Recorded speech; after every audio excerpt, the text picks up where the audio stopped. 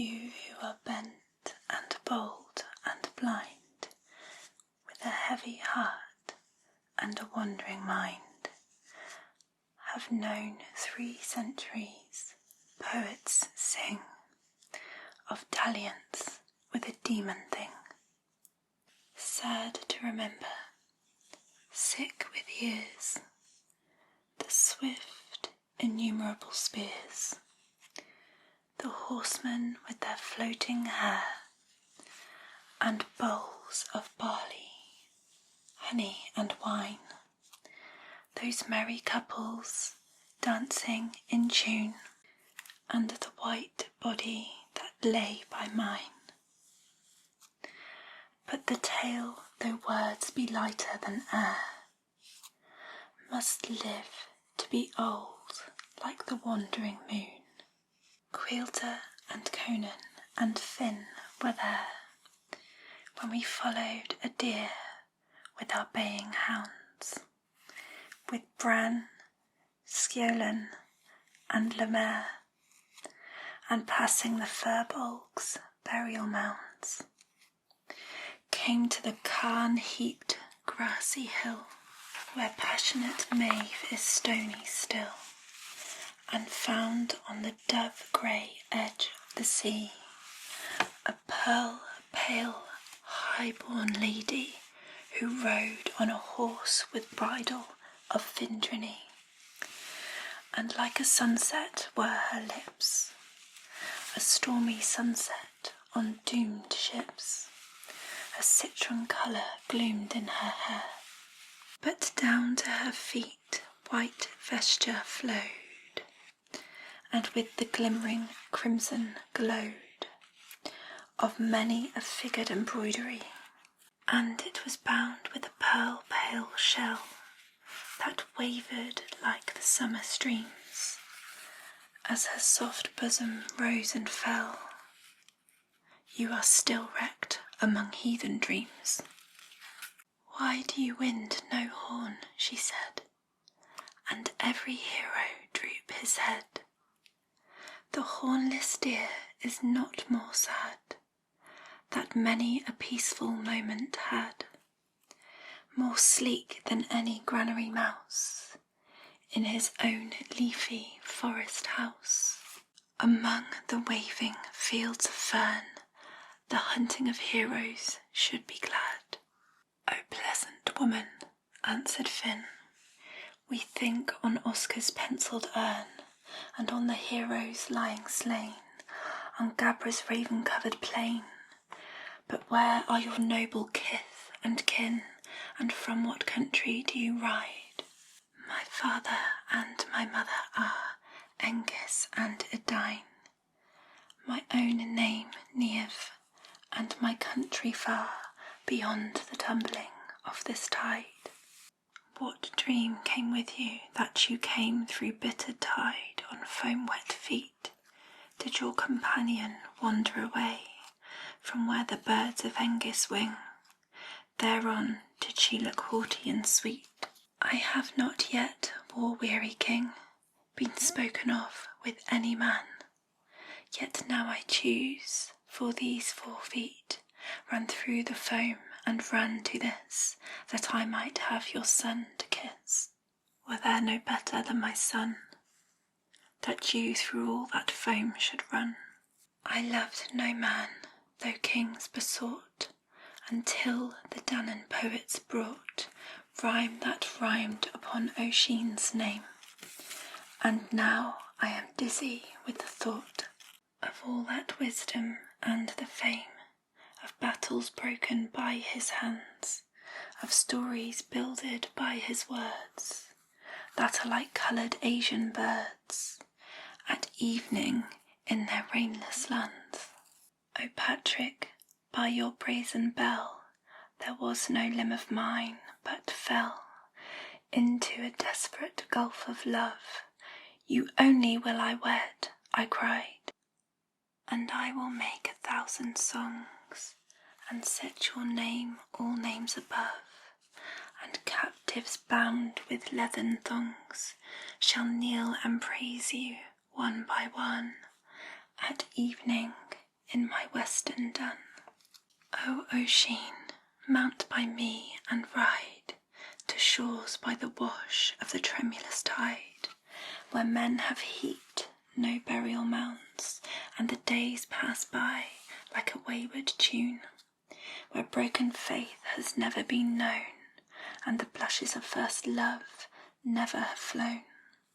And there I will give you 100 hounds, no mightier creatures bay at the moon, and 100 robes of murmuring silk, and 100 calves and 100 sheep, whose long wool, whiter than sea froth, flows, and 100 spears, and 100 bows, and oil and wine, and honey and milk, and always never anxious sleep, while 100 youths, mighty of limb, but knowing nor tumult, nor hate, nor strife, and 100 ladies, merry as birds, who when they dance to a fitful measure, have a speed like the speed of the salmon herds, shall follow your horn and obey your whim, and you shall know the dun and leisure, and Neve be with you for a wife. Then she sighed gently, it grows late, music and love and sleep await, where I would be when the white moon climbs, the red sun falls, and the world grows dim. And then I mounted, and she bound me with her triumphing arms around me, and whispering to herself enwound me. He shook himself and neighed 3 times. Quilter, Conan, and Finn came near, and wept and raised their lamenting heads, and bid me stay with many a tear. But we rode out from the human lands. In what far kingdom do you go? Ah, Fenians with the shield and bow, or are you phantoms white as snow, whose lips had life's most prosperous glow? O you with whom in sloping valleys, or down the dewy forest alleys, I chased at morn the flying deer, with whom I hurled the hurrying spear, and heard the foeman's bucklers rattle, and broke the heaving ranks of battle. And Bran, Sciolin, and Lemaire, where are you with your long rough hair? You go not where the red deer feeds, nor tear the foemen from their steeds. Boast not, nor mourn with drooping heads, companions long accursed and dead, and hounds for centuries dust and earth. We galloped over the glossy sea, I know not if days passed or hours, and Neve sang continually Danann songs and their dewy showers of pensive laughter and human sound, lulled weariness and softly round my human sorrow her white arms worked. We galloped, now a hornless deer passed by us, chased by a phantom hound, all pearly white save one red ear, and now a lady rode like the wind, with an apple of gold in her tossing hand, and a beautiful young man followed behind, with quenchless gaze and fluttering hair. Were these 2 born in the Danann land, or have they breathed the mortal air? Vex them no longer, Neve said, and sighing bowed her gentle head, and sighing laid the pearly tip of one long finger on my lip. But now the moon like a white rose shone in the pale west, and the sun's rim sank, and clouds attrayed their rank on rank about his fading crimson ball. The floor of Alwyn's hosting hall was not more level than the sea, as full of loving fantasy and with low murmurs we rode on, where many a trumpet-twisted shell, that in immortal silence sleeps, dreaming of her own melting hues, her golds, her ambers, and her blues. Pierced with soft light the shallowing deeps, but now a wandering land breeze came, and a far sound of feathery choirs it seemed to blow from the dying flame. They seemed to sing in the smouldering fires. The horse towards the music raced, neighing along the lifeless waste. Like sooty fingers, many a tree rose ever out of the warm sea, and they were trembling ceaselessly, as though they all were beating time upon the centre of the sun, to that low laughing woodland rhyme. And now our wandering hours were done. We cantered to the shore and knew the reason of the trembling trees. Round every branch the songbirds flew, or clung thereon like swarming bees, while round the shore a million stood, like drops of frozen rainbow light, and pondered in a soft vain mood upon their shadows in the tide, and told the purple deeps their pride, and murmured snatches of delight. And on the shores were many boats, with bending sterns and bending bows, and carven figures on their prows, of bitterns and fish-eating stoats, and swans with their exultant throats. And where the wood and waters meet, we tied the horse to a leafy clump, and Neve blew 3 merry notes out of a little silver trump.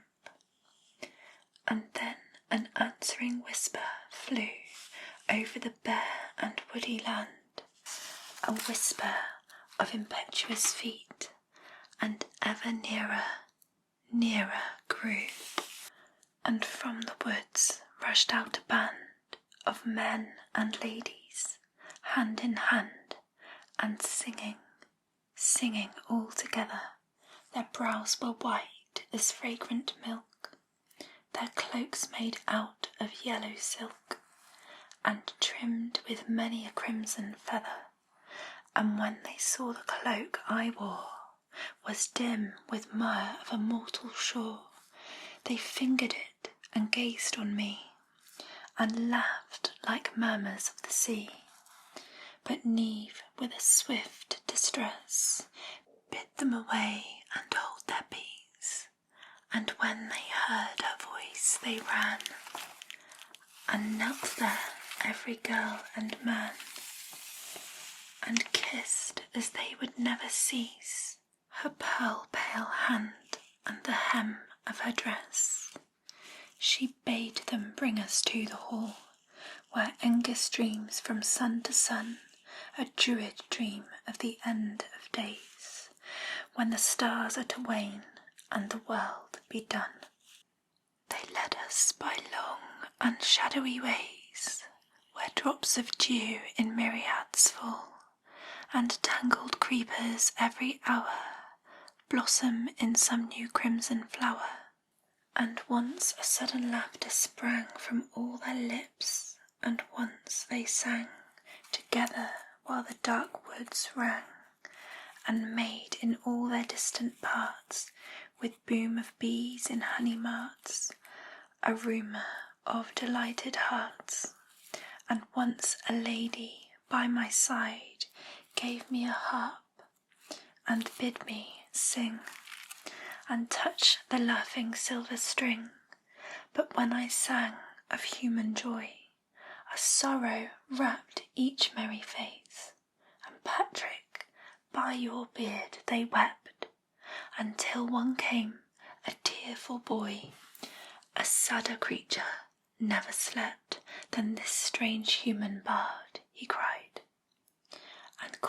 the silver harp away, and weeping over the white strings hurled it down in a leafy hid hollow place, that kept dim waters from the sky, and each one said with a long, long sigh, O saddest harp in all the world, sleep there till the moon and the stars die. And now, still sad, we came to where a beautiful young man dreamed within a house of wattles, clay and skin.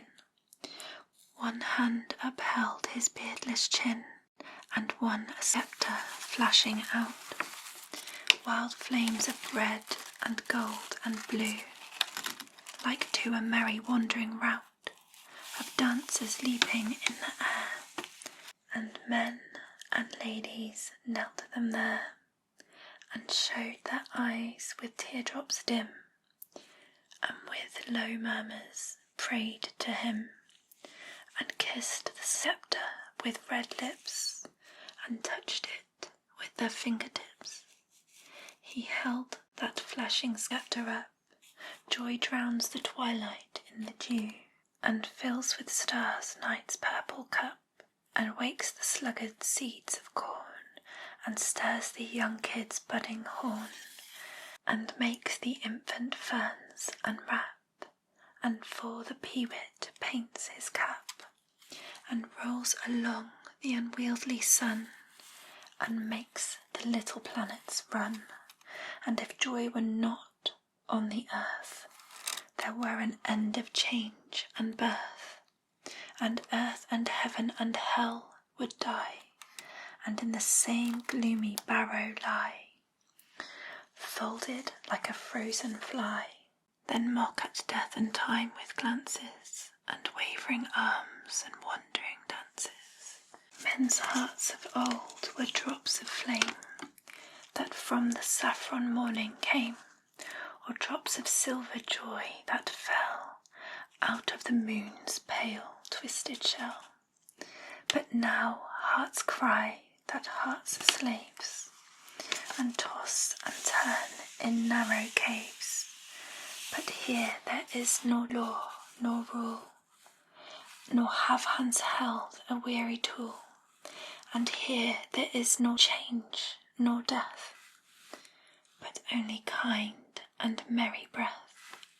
For joy is God, and God is joy, with one long glance for girl and boy, and the pale blossom of the moon, he fell into a druid swoon, and in a wild and sudden dance we mocked at time and fate and chance, and swept out of the wattled hall, and came to where the dewdrops fall among the foam drops of the sea, and there we hushed the revelry, and gathering on our brows a frown, bent all our swaying bodies down, and to the waves that glimmer by that sloping green Didanan sod sang God is joy, and joy is God.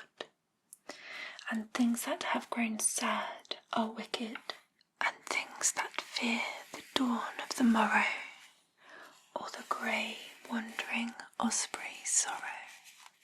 We danced to where, in the winding thicket, the damask roses bloom on bloom, like crimson meteors hang in the gloom, and bending over them softly said, bending over them in the dance, with a swift and friendly glance, from dewy eyes upon the dead fall the leaves of other roses, on the dead dim earth encloses, but never, never on our graves, heaped beside the glimmering waves, shall fall the leaves of damask roses. For neither death nor change comes near us, and all listless hours fear us, and we fear no dawning morrow, nor the grey wandering osprey sorrow.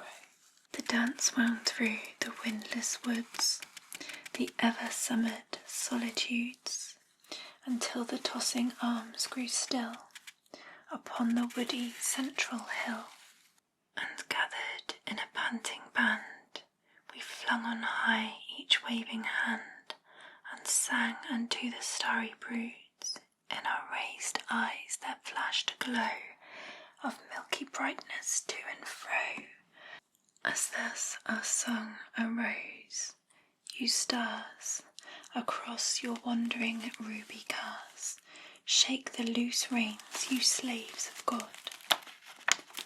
He rules you with an iron rod, he holds you with an iron bond, each one woven to the other, each one woven to his brother, like bubbles in a frozen pond.